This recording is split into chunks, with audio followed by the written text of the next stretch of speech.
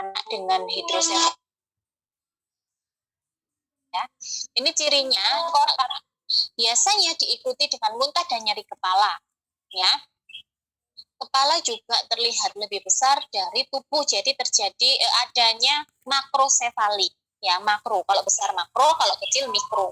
Kemudian ubun-ubun besar itu melebar. Ubun-ubun besar itu yang ketika bayi lahir berdenyut, itu namanya UUB atau ubun-ubun besar. Kalau kita bilangnya pragmatika ya. Nah, itu melebar dan dia tidak bisa menutup.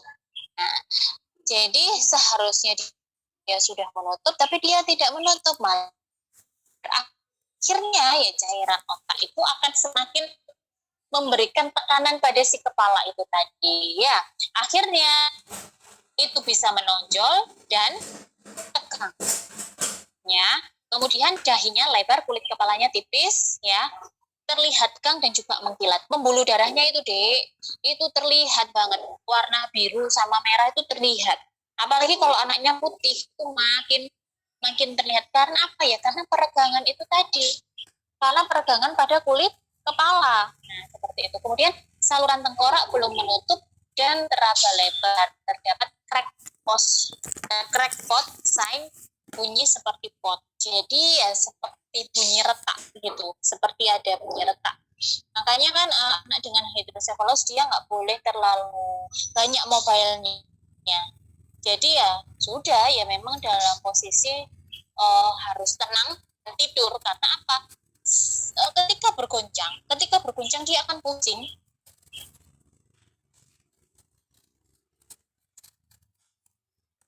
Dan pastinya nyeri. Ada orang nggak nyeri, kamu kejedot bengkak itu, apalagi ini cefalus letaknya ada di kepala dan sambungannya di syaraf. Itu kelainan tapi selalu sekali karena kan ya jelas memang harus dilakukan di rumah sakit, lakukan pembedahan prosesnya berkali ya, entah itu pengeluaran cairan, kemudian penutup macam-macam. Ya, fimosis itu merupakan keadaan yang sering ditemukan pada bayi baru lahir dan biasanya pada masa pubertas akan menghilang dengan sendirinya pada bayi. Fimosis itu nggak tahan.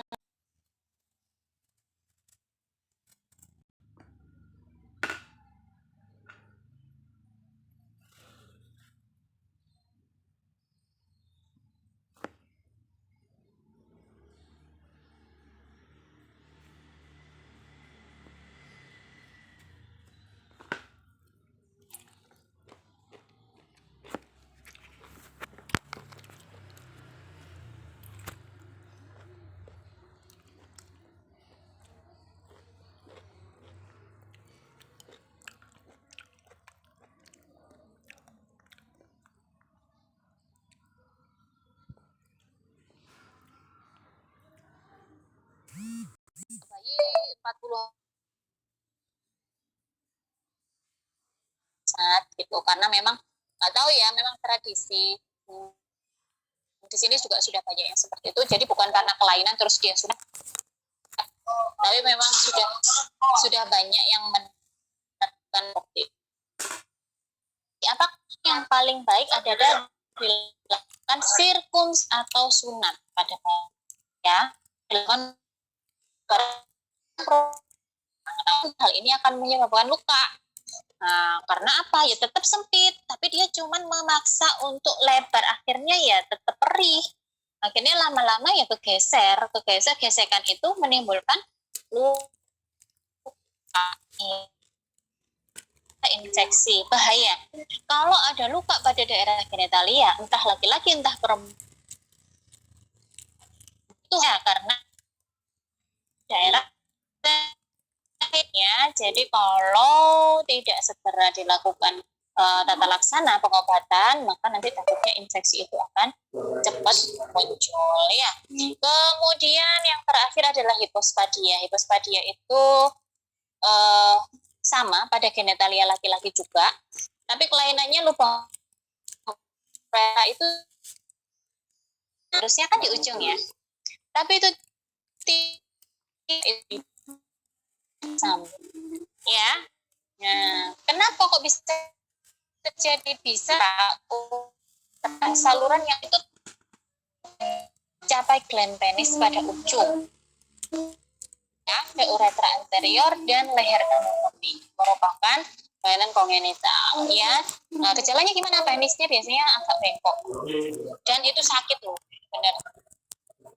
Kemudian tata laksana diapakan? Tunda tindakan sirkumsisi hingga kulit preposium atau skrotum dapat digunakan pada tindakan neouretra. Jika lubang kecil tidak memerlukan tindakan, tapi jika besar perlu dilakukan pembedahan ya, karena kita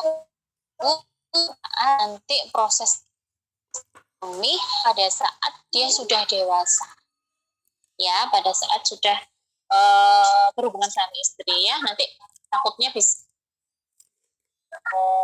kan kalau harusnya dia di ujung kemudian dia di bawah, nah takutnya tidak untuk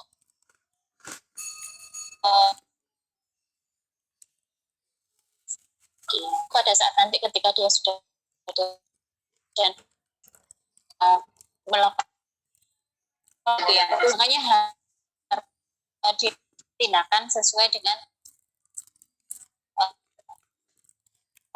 Oke, sudah selesai. Apa ada yang ditanyakan? Silakan kalau ada yang ditanyakan.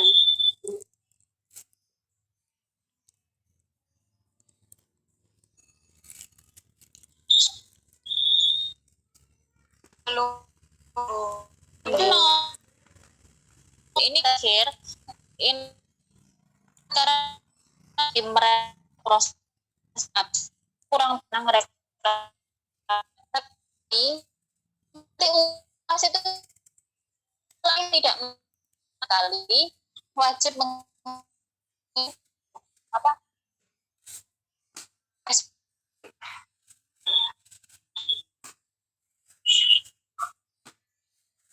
dari pertemuan itu nanti akan dihitung. Kalian tidak